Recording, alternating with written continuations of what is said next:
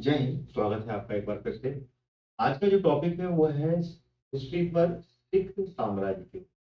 आज पूरी क्लास हम सिख एम्पायर के ऊपर लेंगे, किस तरीके से इसकी स्थापना हुई थी और कब तक इसका शासनकाल चला था और इसके संस्थापक कौन थे, और साथ ही साथ में सिख साम्राज्य का उदय कैसे हुआ था और इसका पूरा इतिहास हम आज जानेंगे।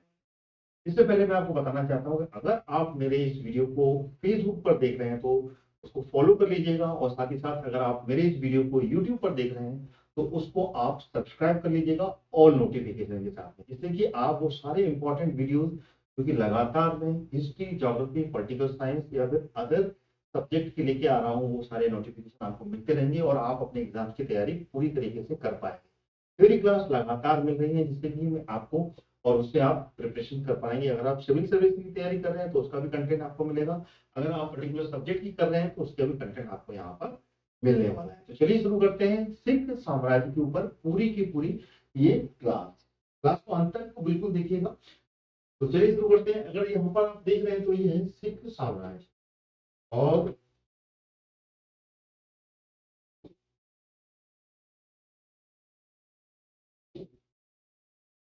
सिख साम्राज्य जिसकी की शुरुआत 1799 से होती है और 1849 तक इसका पूरा शासनकाल यहाँ पर आपको देखने को मिलेगा। और इसमें जो सिख साम्राज्य की स्थापना की बात की जाए तो इसकी स्थापना 1799 में हुई थी, जो कि महाराजा रणजीत सिंह के द्वारा की गई थी। लेकिन इसका जो विशेष बात वो है कि इसका इतिहास क्या है, इसका उदय कैसे हुआ, ये सिख साम्राज्य का उदय कैसे हुआ, क्योंकि सिखों के बारे में इससे पहले से ही पूरा सिख धर्म स्थापित हो चुका था। उसके बाद में ये सिख साम्राज्य यहाँ पर देखने को मिला है, तो उसको भी हम यहाँ पर जानना जरूरी है। इससे आपको बेसिक पॉइंट जो कि एग्जाम में पूछे जाते हैं वो सारे आपको यहाँ पर कवर हो जाएंगे। तो यहाँ पर जिस तरीके से दिख रहा है कि गुरु गोविंद सिंह जो कि 10वें गुरु थे। अगर सिख धर्म की बात की जाए तो सिख धर्म में टोटल कितने गुरु हुए? 10 गुरु हुए। तो उसमें ये आखिरी अंतिम गुरु कहलाते हैं। 10वें अंतिम गुरु के रूप में इनको जाना जाता है। क्यों जाना जाता है? क्योंकि इन्होंने जो सिख धर्म की जो परंपरा थी, जिसमें कि लगातार गुरुओं के बाद एक गुरु के बाद दूसरा गुरु और दूसरे के बाद में तीसरा गुरु, जिस तरीके से 10 गुरु आए, इन्होंने उस परंपरा को यहाँ पर पूर्ण बनाया। इन्होंने यहाँ पर खालसा पंथ की स्थापना की थी। कब की थी? 1699 में इन्होंने खालसा पंथ की स्थापना की। और साथ ही साथ में जो गुरु प्रथा है उसको भी समाप्त कर दिया था, क्योंकि इसके बाद में इन्होंने गुरु की जो परंपरा है वो पूरी तरीके से खत्म की थी। और वो कैसे की थी? इन्होंने जो 5वें गुरु थे, 5वें गुरु के द्वारा गुरु ग्रंथ साहब की स्थापना की थी। कौन थे 5वें गुरु? वो थे गुरु अर्जन देव। गुरु अर्जन देव के द्वारा यहाँ पर गुरु ग्रंथ साहिब की स्थापना की थी। उन्होंने 1694 में गुरु ग्रंथ साहिब की रचना की थी गुरुमुखी में। तो उसी को यहाँ पर इन्होंने क्या बनाया था?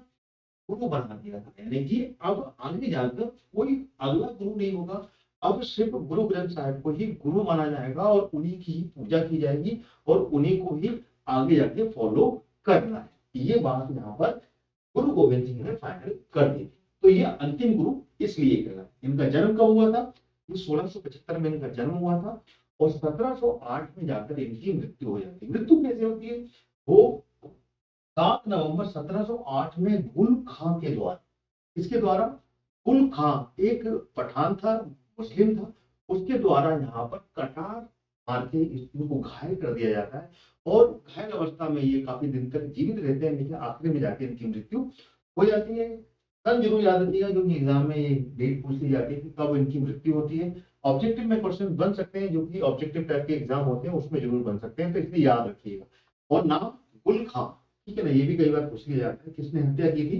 तो गुल खां नामक एक पठान ने इसकी हत्या की थी और इस हत्या में उसी का हाथ। ठीक है। तो इसमें अगर बात की जाए तो जो गुरु गोविंद सिंह थे, इनका हाथ जो जिस तरीके से खालसा पंथ की स्थापना की और उसके बाद में ये जो सिख साम्राज्य में इनका काफी ज्यादा महत्व है। क्योंकि ये जो मरे थे, इनकी मृत्यु हुई थी, तो मृत्यु से पूर्व इनके द्वारा एक व्यक्ति को यहाँ पर पूरी तरीके से नॉमिनेट किया गया था और उसको सरदार बनाया गया था। वो कौन था? ये भी समझना आपको जरूरी होगा। वो था बंदा सिंह बहादुर या फिर बंदा सिंह बग। ठीक है ना, जो यहाँ पे आपको देख रहे हैं बंदा सिंह बहादुर अगर आपने पढ़ा है तो बिल्कुल उसके बारे में जानना भी बहुत ज्यादा जरूरी होगा। तो यहाँ पर अ, गुरु गोविंद सिंह की मृत्यु से पूर्व ही उन्होंने बंदा सिंह बहादुर को एक हुक्मनामा बनाया दिया था, एक एक एक पत्र दिया था, और उस पत्र के साथ में इन्होंने बंदा सिंह बहादुर को पंजाब भेजा था, ठीक है ना। और इस हुक्मनामे में लिखा था कि आज से आपको आपका जो नेता होगा, जो कि उस समय क्योंकि पंजाब का जो क्षेत्र था वहीं पे सबसे ज्यादा सिख समुदाय निवास करता था, और वहां के लिए एक ये पत्र लिखा था कि आज के बाद अब आपका जो नेता होगा वो बंदा सिंह बहादुर होगा। बंदा सिंह बहादुर कौन था, ये भी जानना आपके लिए जरूरी है, क्योंकि इसके बारे में भी कई बार क्वेश्चन बनते हैं, क्योंकि इसका जो इतिहास है बंदा सिंह बहादुर का, ये पंजाब साम्राज्य के लिए बहुत ही ज्यादा इंपॉर्टेंट रोल प्ले करता है। अगर हम बंदा सिंह बहादुर की बात करें तो उनको अन्य नाम से भी पुकारा जाता है, बंदा सिंह बद, बंदा सिंह बग, इस नाम से भी इनको पुकारा जाता है। सिखों के इनको राजनीतिक गुरु भी माना जाता है, यानी कि जो सिख धर्म के जितने भी समुदाय के लोग थे उनको, उनके ये राजनीतिक गुरु के रूप में भी इनको जाना जाता है, ये राजनीतिक गुरु कहे जाते हैं। इनका अगर असली नाम देखा जाए तो असली नाम इनका लक्ष्मण देव, लक्ष्मण देव था ये। और इनका जो जन्म है बंदा सिंह बादल, क्योंकि इनका ये परिवर्तित नाम था जो कि गुरु गोविंद सिंह ने इनको ये नाम दिया था। वो कैसे दिया था ये भी मैं आपको आगे जाके बताने जा रहा हूँ। तो बिल्कुल क्लास को छोड़िएगा नहीं, बहुत ही इंपॉर्टेंट क्लास है, क्योंकि इसमें वो सारे फैक्ट जो कि एग्जाम में पूछे जाते हैं पूरे कंप्लीट करने वाला, बहुत ही आनंदित होने वाली कहानी के रूप में अगर आप इसको सुनेंगे तो आपको बहुत ही ज्यादा आनंद आएगा, क्योंकि सिख साम्राज्य एक बहुत ही ज्यादा एक मतलब एक बढ़ता हुआ साम्राज्य था जिससे कि अंग्रेज भी कांपते थे। तो कैसे किस तरीके से ये साम्राज्य बना और कैसे इसका पतन हुआ ये भी यहाँ पे समझना जरूरी है। अब हम आगे हम लौटते हैं बंदा सिंह बहादुर के ऊपर। बंदा सिंह बहादुर जिसका जन्म हुआ था कश्मीर में, कब हुआ था, ये हुआ था 1670 में, अक्टूबर 1670 में पुंछ जिले के राजौरी जो गांव है वहां पे इसका जन्म होता है। और जन्म के बाद में इसका नाम ये परिवार वाले लक्ष्मण देव रखते हैं, जो इनका एक असली नाम। इसके बाद में इनका नाम ये पड़ा था जो कि बंदा सिंह बहादुर है, जो कि गुरु गोविंद सिंह ने दिया था। लेकिन लक्ष्मण देव जो कि थे, ये बचपन से ही क्या थे, कुश्ती के शौकीन थे, यानी कि ये कुश्ती करते थे और साथ में शिकार भी करने का इनको शौक था। तो शिकार कितने ज्यादा शौकीन थे कि इन्होंने 15 वर्ष की आयु में ही शिकार के दौरान एक हिरन की हत्या कर दी। एक हिरन जो कि एक हिरनी थी, यानी कि एक फीमेल थी, और वो उस समय गर्भवती थी, उसकी हत्या हो जाती है। और उसकी हत्या हो जाने के कारण उसका उनके हाथों से उनका शिकार हो जाता है, वो बहुत ही ज्यादा दुखी हो जाते हैं, बहुत ज्यादा शोक में पड़ जाते हैं। और शोक में पड़ने के कारण हो गया, अपना घर बार सब छोड़कर बैरागी हो जाते हैं और साधु का जीवन धारण कर लेते हैं। और जैसे साधु का जीवन धारण करके ये घर छोड़ के चले जाते हैं, फिर उनकी मुलाकात होती है जानकी दास योगी से। ये नाम इंपॉर्टेंट है, एग्जाम में पूछा जाता है, इसलिए इसको भी याद रखिएगा, इसलिए मैंने ये सारे पॉइंट एक एक करके आपके सामने रखे हैं। तो याद रखना है आपको और दोहराते रहना है। तो जानकीदास योगी से इनकी मुलाकात होती है, और जब इनसे मुलाकात होती है तो ये जानकीदास योगी के साथ में पहाड़ों में चले जाते हैं। जब पहाड़ों में चले जाते हैं तो वहां पे ये अपना वैराग्य जीवन जीते रहते हैं। जब वो वैराग्य जीवन जीते हैं तब इनका नाम वहीं पर दूसरा नाम बनता है। ये नाम भी याद रखिएगा, माधोदास। क्या, ये भी उनका एक बदला हुआ नाम था, जो कि जिससे कि वहां पे कोई भी व्यक्ति जो कि उनके खुद के क्षेत्र का वो उनको पहचान ना पाए, तो वहां पे भी ये अपना नाम बदल लेते हैं और माधोदास नाम रख लेते हैं ये। और कुछ समय तक वहां पे अपना समय गुजारते हैं, और समय गुजरने के बाद में फिर वहां से वो छोड़ के कहा, नांदेड़ चले जाते हैं। नांदेड़ जो कि वर्तमान में कहाँ पर है, के पास में वहां पर नांदेड़ है। तो वहां पर चले जाते हैं और वहां पर गोदावरी के तट के आसपास में उन्होंने एक आश्रम की स्थापना की। और ये उस समय की बात है जब तक इनकी मुलाकात गुरु गोविंद सिंह से नहीं होती। गुरु गोविंद सिंह की मुलाकात अब इसके बाद होगी। यानी कि ये पूरा का पूरा जो मैं आपको इतिहास बता रहा हूँ, ये बंदा सिंह बहादुर का नाम होने से पहले का इतिहास है, जो कि उन्होंने इस तरीके से अपने जीवन में जो घटनाएं इनकी घटी थी। तो ये सारे पॉइंट बहुत इंपॉर्टेंट है। तो माधो सिंह जो कि बाद में नांदेड़ चले जाते हैं और नांदेड़ में गोदावरी के तट पर आकर एक आश्रम की स्थापना करते हैं, और वहीं पर इनको किससे, गुरु गोविंद सिंह से मुलाकात होती है। नांदेड़ नाम सुना होगा, नांदेड़ जो कि एक बहुत ही ज्यादा पवित्र स्थल है सिख धर्म का, जहाँ पे कि सिख समुदाय लोग अपने अरदास करने के लिए वहां पर जाते हैं। वहां पे पूरा गुरुद्वारा बना हो, क्योंकि नांदेड़ में ही गुरु गोविंद सिंह जी की अंतिम जो हुई थी वो समझ लो वहीं पे ही उनको गुल खाने कटार होती थी। ठीक है, तो याद रखिएगा। तो नांदेड़ इसलिए इंपॉर्टेंट है यहाँ पर। तो 1708 की बात है, सितंबर 1708, सितंबर 1708 में नांदेड़ में सिखों के जो 10वें गुरु थे गुरु गोविंद सिंह, ये उस समय वहां पर उनके आश्रम में जाते हैं। और आश्रम में जाते हैं, देन उसके बाद में उनसे जो गुरु गोविंद सिंह जी थे, वहां अपने जो बंदा सिंह बहादुर है जिनका नाम माधो सिंह रखा गया था, वो काफी ज्यादा प्रभावित होते हैं और उनके आश्रय में चले जाते हैं। देन उसके बाद में गुरु गोविंद सिंह उनका नाम बदल देते हैं और उनका नाम अब दोबारा बदलता है और आखिर में जाकर इनका नाम गुरु गोविंद सिंह जी के द्वारा ही बंदा सिंह बहादुर दिया जाता है। यानी कि अब आपका नाम बंदा सिंह बहादुर होगा। और गुरु गोविंद सिंह के मृत्यु के बाद में अब यहाँ पर जाकर बंदा सिंह बहादुर जो थे वो एक प्रमुख के रूप में आगे आते हैं। यानी कि यहाँ से जो पत्र की बात की गई है कि एक पत्र जो मिलता है जो कि पंजाब के सिखों को दिया जाता है एक आदेश के रूप में कि इसके बाद में मेरी मृत्यु के बाद में आपके जो नेता होंगे वो बंदा सिंह बहादुर होंगे। ये पूरी कहानी आपको मेरे ख्याल से यहाँ से समझ में आ गई होगी। अब हम आगे चलते हैं, अब की बात करते हैं। तो अब बंदा सिंह बहादुर जो कि क्या हो गए थे, क्या पंजाब में जो सिख पूरे के पूरे धर्म के अनुयायी थे उनके नेता बन चुके थे। अब वो पूरी की पूरी जो गुरु गोविंद सिंह की जो फौज थी, जो उनकी पूरी की पूरी जो सेना थी उसके वो फौजदार थे। अब बंदा सिंह बहादुर उनकी फौज के सबसे बड़े फौजदार बन गए थे। और यहाँ पर सोनीपत, नोट कीजिएगा, सोनीपत और कोयल, ये दो नाम आपको दिख रहे होंगे, यहाँ पर जाकर ये हमला करते हैं क्योंकि उस समय मुस्लिम मुगल एम्पायर के अंडर में रहता है। हमला करते हैं, यहाँ पर हमला करने के बाद में ये वो क्षेत्र था। फिर आगे बढ़ते हैं और इस क्षेत्र में भी अपना कब्जा करते हैं। 12 मई 1710, बड़ी इंपॉर्टेंट डेट, इसको नोट कर लीजिएगा। आगे आपको यहाँ पर जोरावर सिंह और फतेह सिंह का नाम नजर आ रहा है। जोरावर सिंह और फतेह सिंह जो कि गुरु गोविंद सिंह की दो संतानें थी, दो पुत्र थे, जो जिनको कि यहाँ पर जो मुगल एम्पायर के जो वजीर था उस समय, जिसका नाम था जो प्रमुख फौजदार था वजीर खां के द्वारा इनकी हत्या कर दी गई थी, जो कि थी अपनी 12 मई 1710 के समय में। तो उसकी बदला लेने के लिए यहाँ पर जो बंदा सिंह बहादुर है वो पहुंचता है और आखिर में जाकर ये जोरावर सिंह और फतेह सिंह की शहीद करने वाले वजीर खां की यहाँ पर ये हत्या कर देता है। और हत्या करने के बाद में ये सरहिंद में ही ये फौजदार था, कौन, वजीर खान। वजीर खान जो था ये सरहिंद में फौजदार था और सरहिंद पर ही आकर ये कब्जा करता है, कौन, बंदा सिंह बहादुर।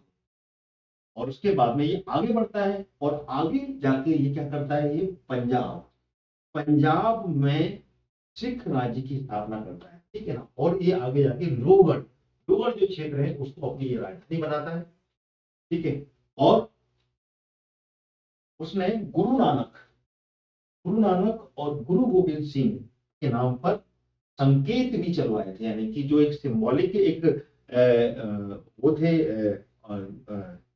जिससे कि अपने धर्म का प्रचार वो कर सकें, वो संकेतक जो सिंबल थे वो बंदा बहादुर सिंह ने गुरु नानक जी के नाम पर, जो कि प्रथम गुरु थे, और 10वें गुरु गुरु गोविंद सिंह के नाम पर कुछ सिंबल भी चलवाए थे। ये याद रखिएगा, ये इंपॉर्टेंट है क्योंकि एग्जाम में पूछा जा सकता है कि संकेत किसके द्वारा चलवाए गए थे, जो कि गुरु नानक और गुरु गोविंद सिंह के नाम के थे, तो वो थे बंदा बहादुर जी के द्वारा चलवाए गए। अब हम आगे चलते हैं, इंपॉर्टेंट पॉइंट रहेगा यहाँ पर अब है जो डेट आ रही है वो आ रही है 1715 ईस्वी में। 1715 ईस्वी में क्या हुआ था, तो मुगल बादशाह फर्रुख शाह की फौज में अब्दुल समद खां के नेतृत्व में, ठीक है ना, उन्होंने यहाँ पर जो एक प्रमुख अगर एक्टिविटी देखी जाए तो यहाँ पर जो बंदा बहादुर था एक के बाद में एक मुगल एम्पायर के साथ में लोहा ले रहा था, यहाँ पर युद्ध कर रहा था अपनी फौज के साथ में। वो एक के बाद में एक जो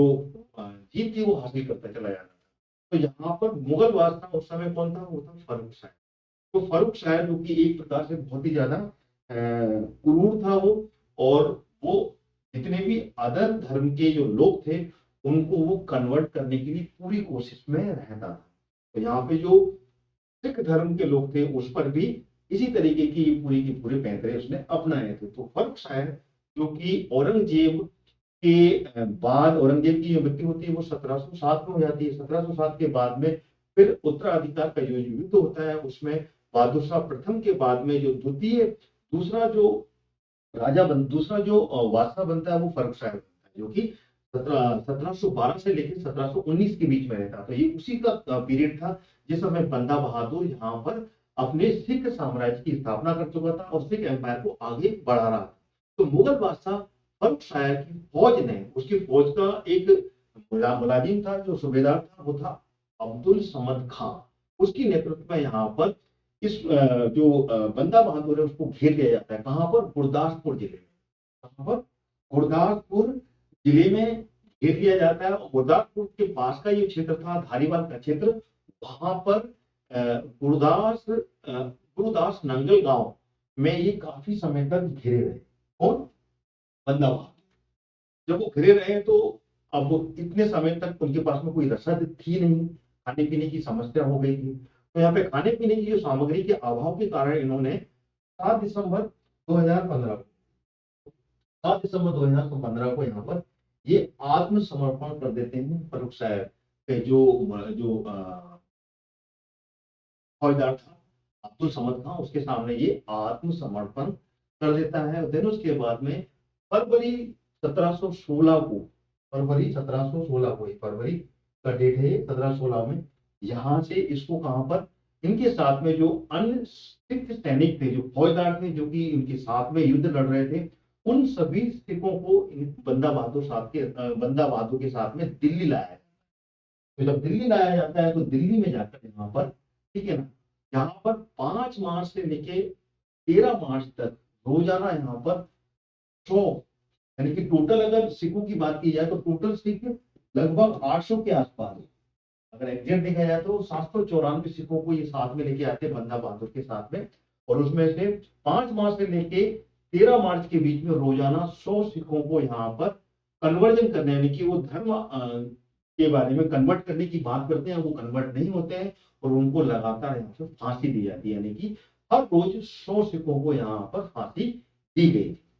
तो ये कहानी आपको बिल्कुल समझ में आनी चाहिए यहाँ पर।